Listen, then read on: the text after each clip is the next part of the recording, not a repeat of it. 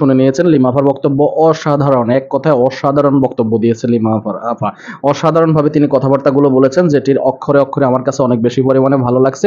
আমি তাকে আবারও অন্তরের অন্তঃস্থল থেকে ধন্যবাদ জানাই এবং তার ভিডিও ব্যবহার করার জন্য তাকে সম্পূর্ণ ক্রেডিট আমি অলরেডি দিয়ে দিয়েছি। আবারও লিমা আপাকে আমি ক্রেডিট দিতে চাই এবং লিমা আপার ভিডিও বারবার ব্যবহার করতে চাই এবং তাকে বলবো এই ধরনের প্রতিবাদী ভিডিও আমরা আরো বেশি পরিমাণে চাই। আপনি এই ধরনের ভিডিওগুলো আরো বেশি পরিমাণে বানাবেন, যাতে এই ধরনের নির্লজ্জ বেহায়া বেশরমগুলোর একটু হইলেও উচিত শিক্ষা হয়ে থাকে।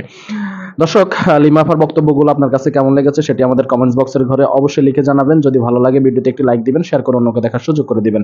আমরা এখনো চাই আলম হাসান সুন্দরভাবে সংসার করুক তার সর্বশেষ বউ মুক্তাকে নিয়ে, এবং শর্মিলার জীবনও যাতে সে অতিষ্ঠ না করে সেদিকটাও তাকে বিবেচনায় নিতে হবে এবং তাকে অনলাইনে এসে মাপ চাইতে হবে সে যে আর কখনো এই ধরনের অন্যায় কাজ করবে না বা অপবাদ দিয়ে কাউকে কারো মান সম্মান হানি করবে না, এবং শর্মিলার সঙ্গে তার যে ঝামেলা চলতেছে সেটি সে মিটিয়ে নিয়েছে, এমনটা বক্তব্য অবশ্যই তাকে দিতে হবে, না হলে এই ঝামেলা কখনোই বন্ধ হবে না। দর্শক, এই বিষয়ে আপনি কি মনে করেন আমাদের কমেন্টস বক্সে লিখে জানাতে ভুলবেন না।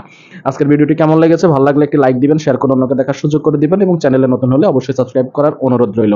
সকলে ভালো থাকবেন, সুস্থ থাকবেন, পরবর্তী ভিডিওতে আবার দেখা হবে। সে পর্যন্ত আপনাদের সকলের সর্বাঙ্গীন মঙ্গল কামনা করছি এবং বিদায় নিচ্ছি। আসসালামু আলাইকুম।